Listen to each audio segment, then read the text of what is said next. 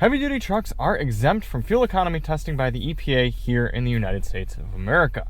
So that's why I spend tireless hours at 8 o'clock at night testing these trucks to see what sort of fuel economy you can expect here in the real world.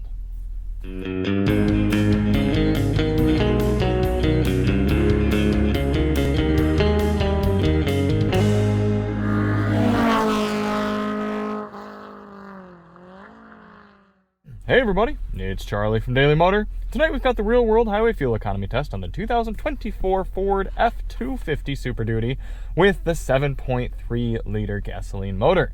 In this test, we're going to head out on the highway and do 50 miles out and 50 miles back, averaging 70 miles per hour to get a realistic fuel economy number for this heavy-duty truck. And before we get started, let's hop out and take a look at it. Equipped in race red paint and an all-new generation for the Super Duty. Actually, this is did I say a 24? This is actually a 2023 Super Duty. The year is 2024. And I've been trying to keep all the numbers straight in my head for this truck because, as you probably know if you're watching this video, full-size trucks and heavy-duty trucks come in a whole plethora of different configurations. So right here we've got a 6.5-foot bed, we've got the full crew cab, we've got 4-wheel drive, we're going to run the test in 2-wheel drive, and we've got 373 rear axle, like I said, the 7.3-liter gas motor. Looks like we've got some running boards. We do have a tonneau cover. I wonder if it'd be better for me to do this test with the tonneau cover rolled back. I think it would be, so let's do that here. Is this something we can do? Yep. All right.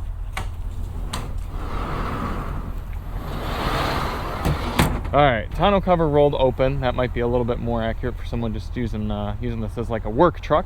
But if you do want to see more on the F-250, check the link below. We're going to have our whole suite of videos, including a test on this 8-speaker Bang & Olufsen sound. Actually, it's not Bang & Olufsen, it's B&O. There's a difference there. B&O sound system, we've got a general review, all that'll be linked below. So as I said, there is no standardized fuel economy testing procedure for HD trucks. So we rely on our own testing to kind of see how it's done. And part of that I kind of understand because, like I was saying outside, you do have so many different configurations for these things. How could you standardize it? Also, quick shout out to me not shooting this in front of a dumpster for the first time in a few months.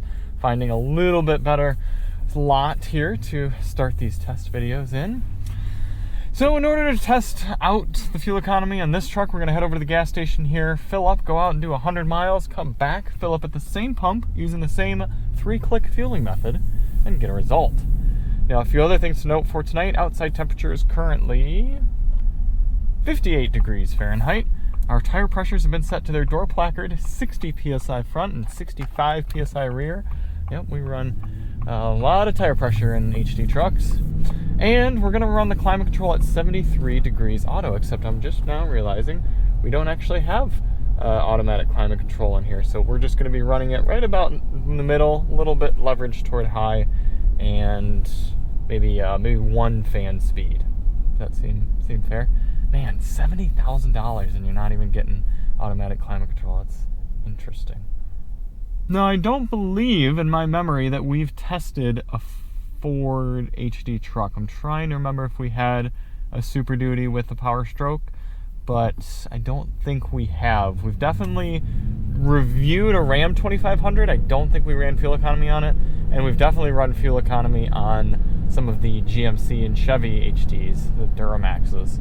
So this will be interesting. This 7.3-liter motor is touted as pretty good, but definitely not great fuel economy mixed driving. I've been getting about 10. Got 9 right now, but that includes shooting, which is hard on the car.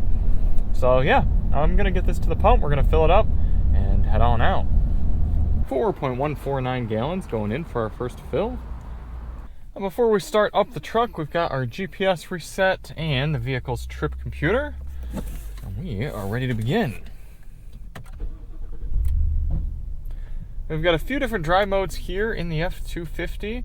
We got normal, tow haul, eco, slippery, and off-road. We're going to be doing this test in eco, and like I said, we've just got 2-wheel drive going. We're going to take it nice and easy over to the highway. It's about 0.2 miles away, and pick up the test from there. Now, the goal of this test isn't to hypermile. We're not trying to get the best possible fuel economy for this truck, but rather a realistic figure.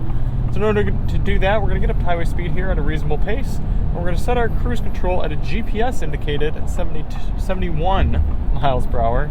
That should allow us to average 70 over the whole test. Looks like our truck's speed readout is about 2 miles per hour high compared to the GPS, so we're going to have to settle in about 73. Bouncing around here a little bit, unladen heavy-duty truck suspension, not too surprising. But we got a 10-speed automatic transmission, and it's always shifting. Up here at 70, just trying to get up to 70 here. Oh, everybody's slowing down for some reason. Why? Why are we doing that? Well, it seems as though they have instituted a little bit of construction on our route. I'm hoping this isn't going to be any sort of long delay. It really shouldn't be, but we'll see what our average speed ends up being once we get done with the test. But we're going to continue on. I'm going to do some member testing of the B&O sound system here. Check the link for that below if you'd like. Oh boy. We're going to continue on with the test and I'll catch up with you at the end. In the meantime, enjoy this time lapse of the entire trip.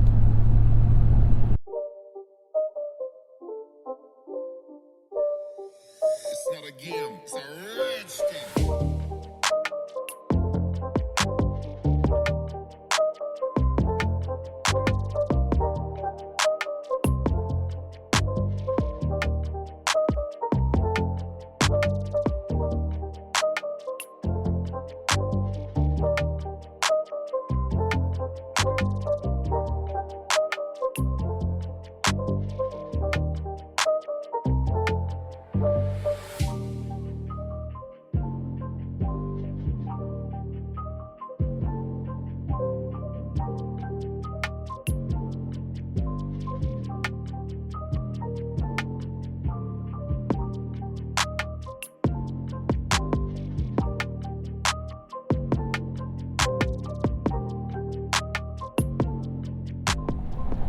Coming into the end of the highway fuel economy test here in the F-250 Super Duty with the 7.3 gasser.